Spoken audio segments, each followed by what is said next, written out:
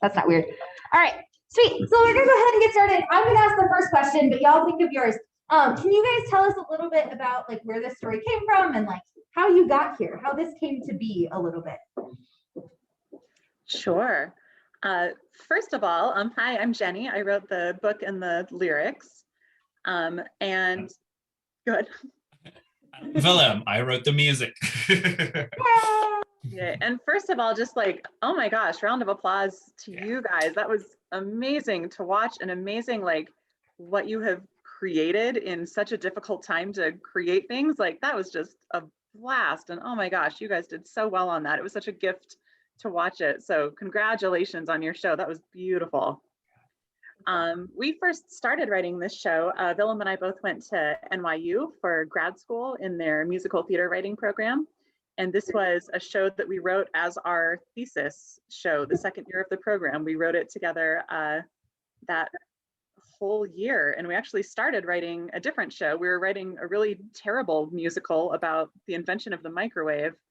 And then in January of that year, we were like, wait, we hate this show. And we threw it out, and we had to write this one very quickly because we had a deadline of April from when we had to do a presentation of it.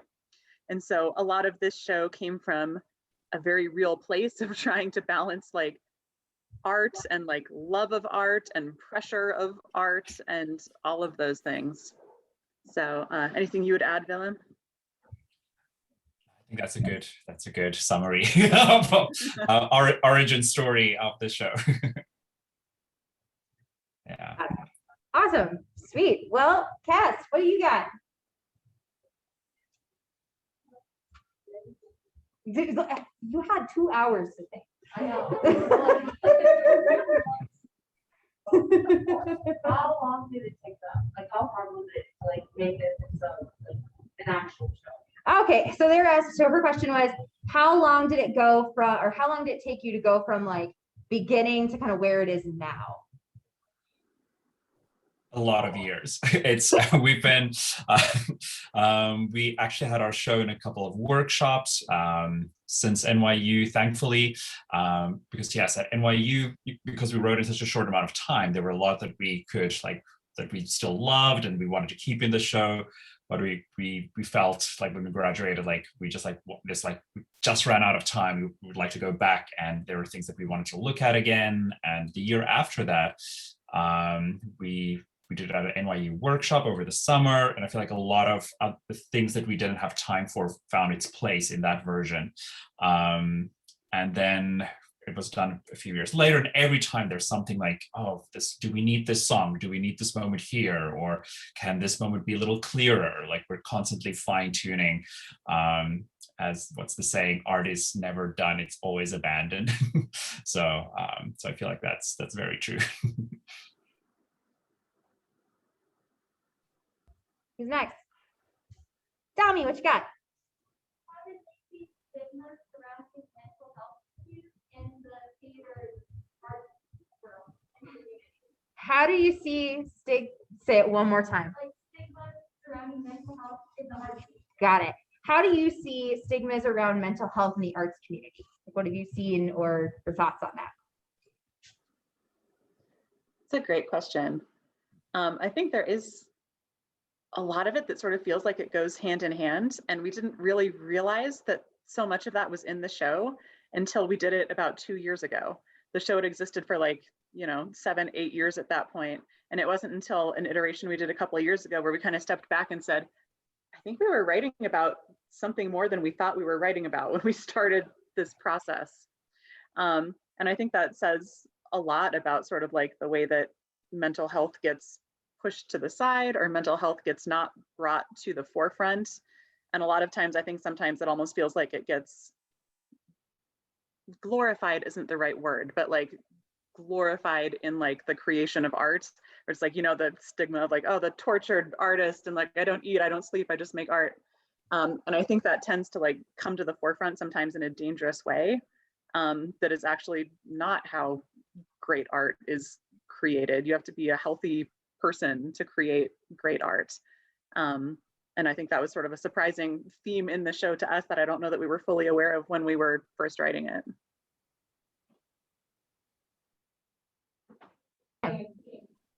kind of feedback have you gotten from the arts community or from people who've seen your work on the show in that regard? Do you want to kind of say that closer to the microphone? 'Cause I don't know if I can reword it.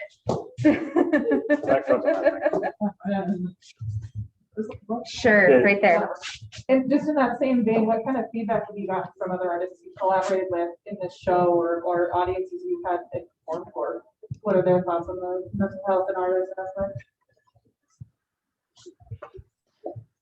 I Yeah, feel like it's been- oh, go ahead. Go ahead, Miller.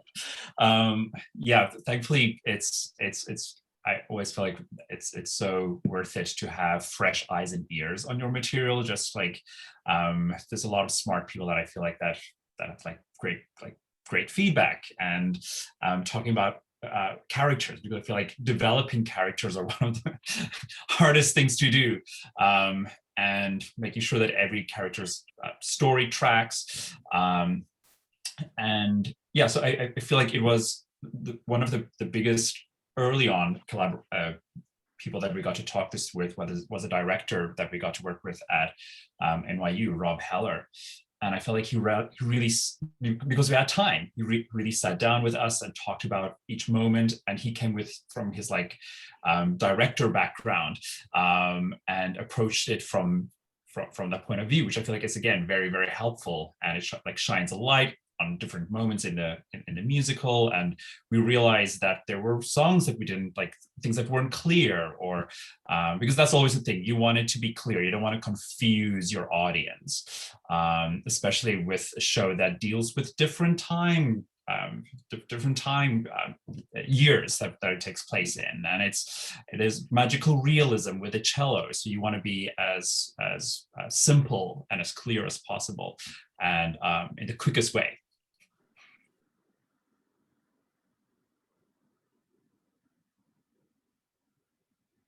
Thing. And then, was I muted? Yes. Oh no. And then Jenny started. Did you want to add to that? Because you guys started at the same time. Oh, sure. Yeah, and I was just going to say, it's been interesting when we've worked with other artists on the show. I think artists do really resonate with this piece, and like you were asking about the mental health aspect of it too.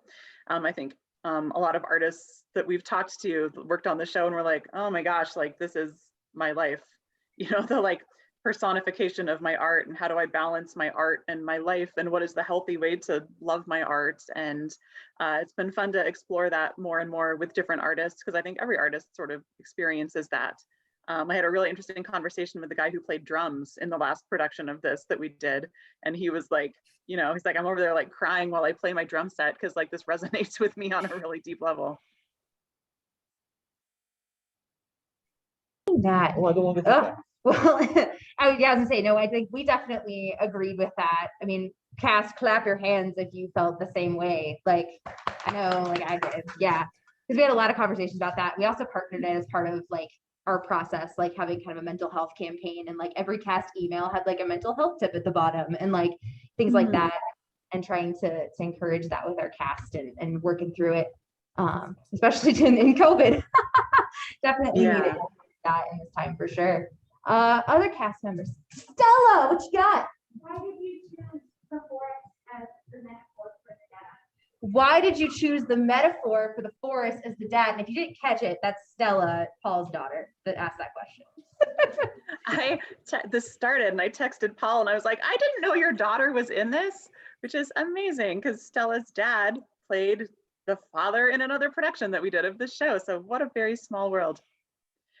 I don't know. I think the forest just sort of came to us as like, what is a place that represents like beauty and peace and calm and nature, and just like feeling calm and still while being surrounded by like things that are alive and beautiful.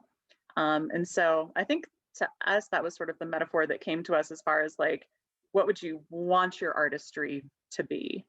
And that was sort of what came to us, and we sort of went from there.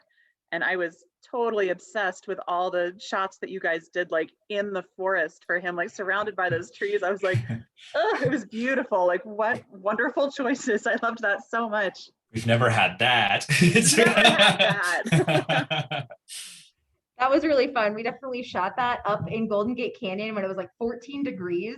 So props to Brandon, who like was like, I'm gonna wear what I wore and didn't wear boots. So he was like, pushed out, like, Did not look cold at all.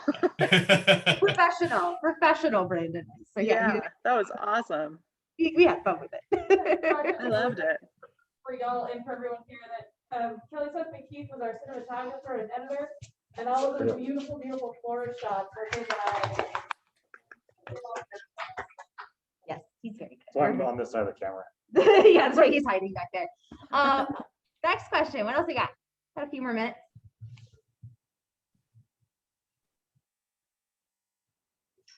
Kayla, I feel like you've got one brewing. I see. No, I don't have one. Yeah, I guess, well, maybe you can just speak to, because we did cello a little differently because of COVID.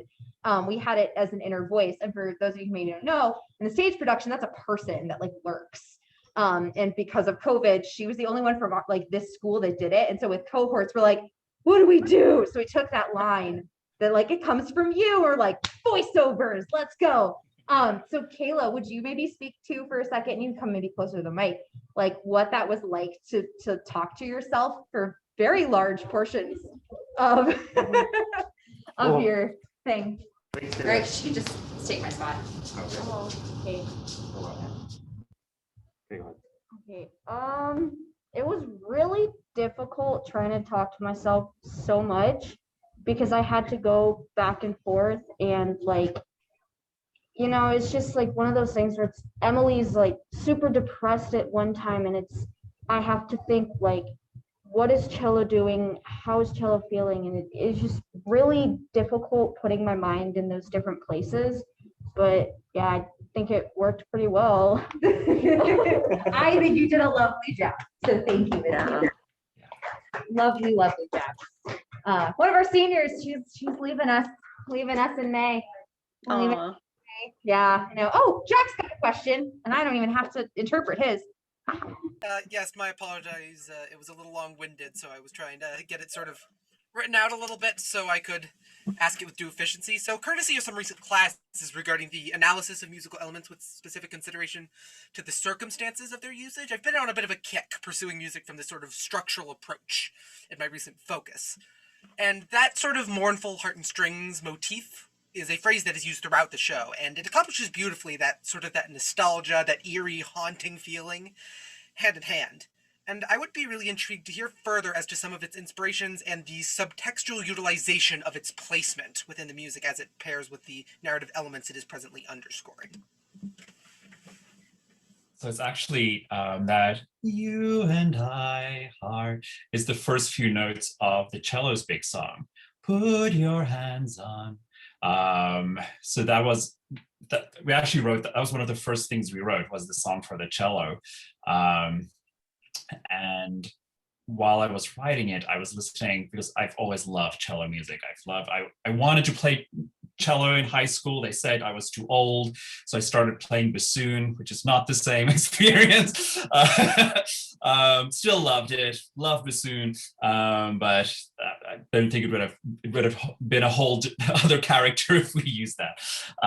So love the cello, love the sound of the cello, the different effects you can get from a cello, and so there's actually little hints at like famous cello pieces, like little, just like as it just like was filtering through me at the time. So that was actually a joy to write for an instrument. And then something that I love to do is like make these references earlier on, because the opening song and also, which is bookended with the finale, was not in the original version of the show. We had a whole other opening, we had a whole other closing number that we cut that was not as good as what is there right now.